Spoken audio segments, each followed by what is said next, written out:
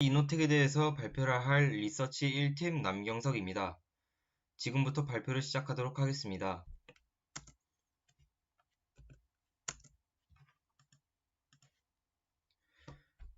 목차는 봐주시면 되겠습니다. 기업 개요도 각자 봐주시면 되겠습니다. 가장 먼저 산업 분석부터 시작하겠습니다.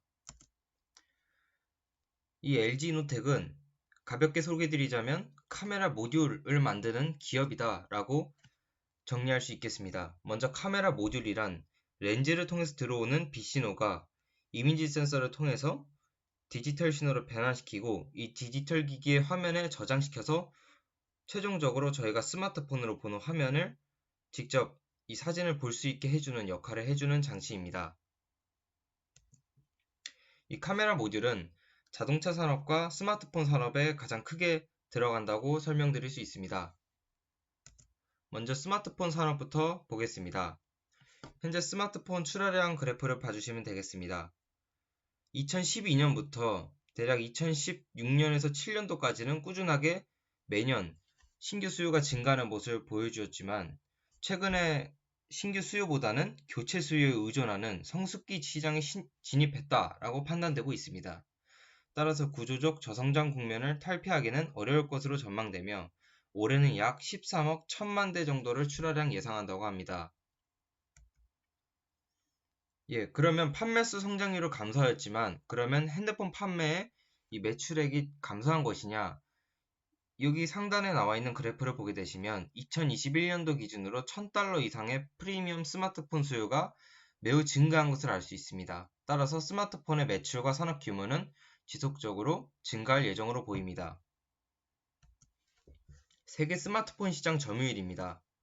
애플을 보시게 되면 2019년도에는 1,450억 달러였던 매출이 2021년에는 1,960억 달러로 증가한 모습을 보일 수 있습니다. 2019년부터 2021년까지 스마트폰 출하량은 감소하거나 비슷한 수준이었지만 기업들의 스마트폰 고급화와 부품값 상승으로 인하여 매출액이 상승한 모습을 보여줍니다.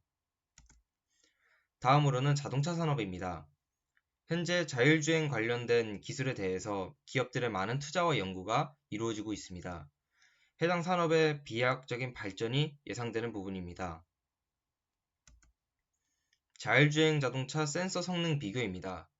자율주행에는 사물을 인식하기 위한 기술이 가장 필수적인데 거기에 사용되는 기기로는 카메라, 레이더, 라이다 이 세 가지가 대표적으로 있습니다. 이 세 가지 센서를 전부 다 사용하는 기업들도 있고 아니면 카메라 모듈 하나만 사용하는 기업들도 있습니다. 카메라 중심 진영 기업으로는 테슬라와 인텔의 모비라이가 있습니다.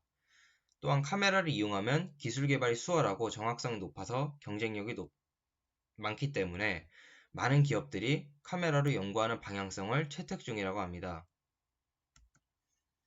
자율주행 레벨별 카메라 탑재 개수입니다. 자율주행 레벨이 상승할 때마다 카메라 탑재 개수는 지속적으로 증가하는 것을 보여줍니다. 따라서 자율주행 레벨이 증가할수록 카메라 모듈 산업 매출의 전반적인 상승을 유도 가능할 것으로 예상됩니다. 따라서 레벨 0부터 레벨 2까지는 운전자 보조 기능, 레벨 3부터 레벨 5까지는 완전 자율주행 가능으로 분류된다고 합니다.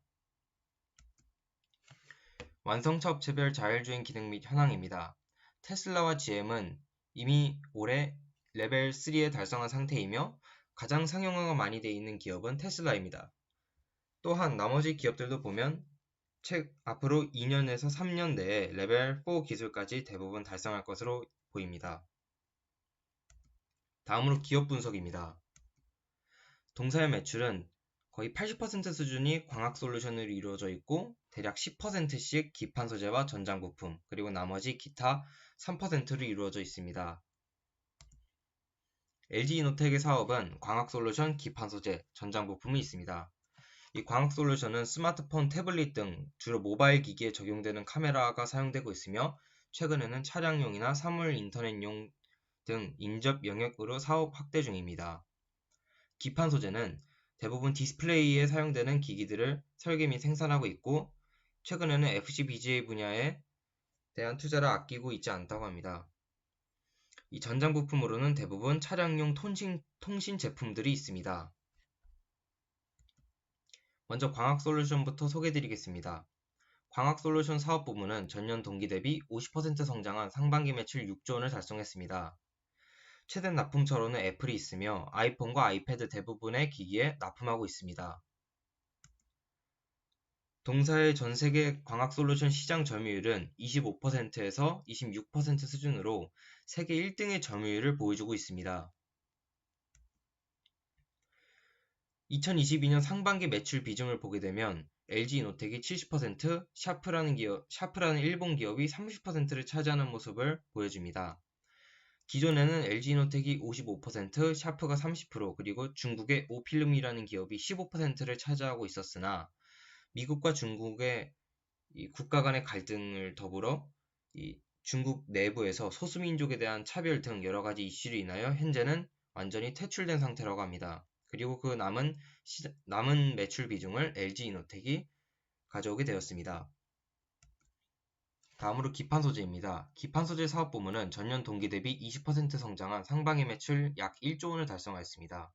대부분 통신용 반도체에 사용되고 있고 앞에서 말씀드렸듯이 작년부터는 반도체 기판 부분의 신성장 동력을 만들기 위해서 많은 R&D와 투자를 기울이고 있습니다.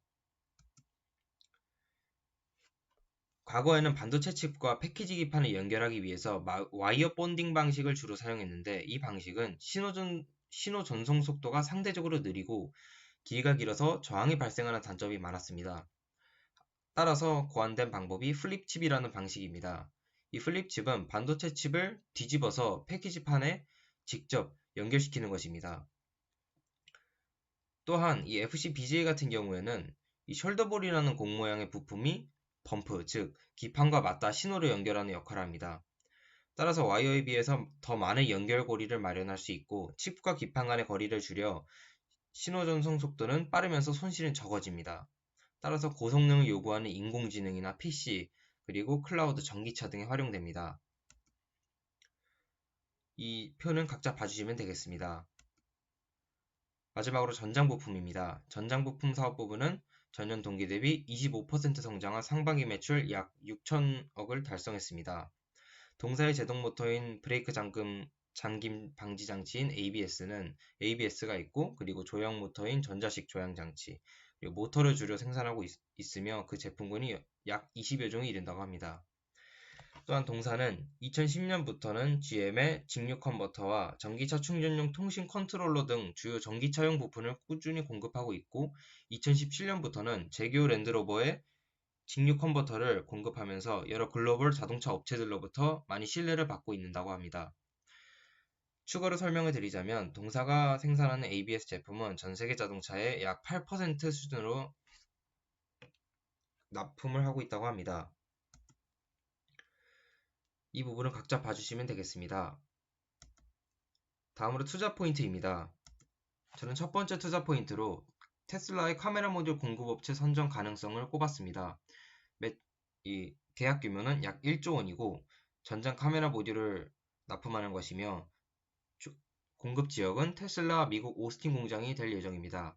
LG이노텍은 테슬라에 이미 차량용 와이파이 모듈을 납품하고 있으며 지난해 테슬라의 전장용 카메라 일부를 공급하면서 테슬라의 공식 부품 공급사로 등록이 되었습니다. 지난해 공급은 수백억 규모로 매우 작은 규모였지만 이번 계약이 성사된다면 지난해 공급 규모보다 10배 이상 큰 대형 거래로 성공한다면 실적에 큰 도움이 될 전망이라고 합니다.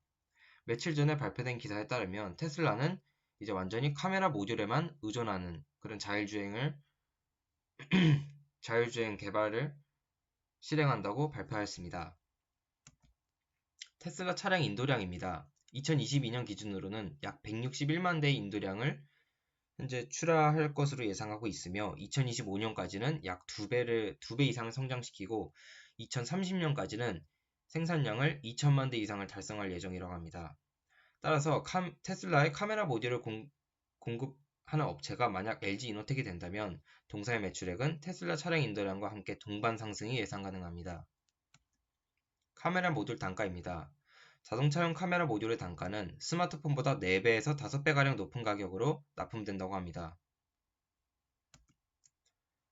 또한 이 동사는 북미 공장도 확장하고 있습니다. 북미 공장에는 멕시코 공장이 있는데 이 공장은 주로 전장 부품을 생산하는 기지로 연간 최대 760만 대 분량의 모터 등 자동차 부품을 생산한다고 합니다. 거기에 더불어 동사는 차량용 카메라 모듈 라인을 신설하는 등 멕시코 공장을 증설하면서 현재 생산량을 늘리고 생산 품목도 앞으로 다양화할 예정입니다. 투자 포인트 2로는 FCBGA 분야의 발전이 있습니다. 현재 자동차 한 대에는 시스템 반도체가 200개에서 300개 정도 장착되지만 앞으로 자율주행 자동차가 상용화된다면 자동차 한 대당 2000개 이상이 장착될 것으로 예상됩니다. 이것은 반도체 패키지 기판 시장 확대의 예상이 가능한 부분입니다. 또한 글로벌 시장은 FCBGA 매출이 2026년까지 연평균 14% 이상 성장할 것으로 예측한다고 합니다.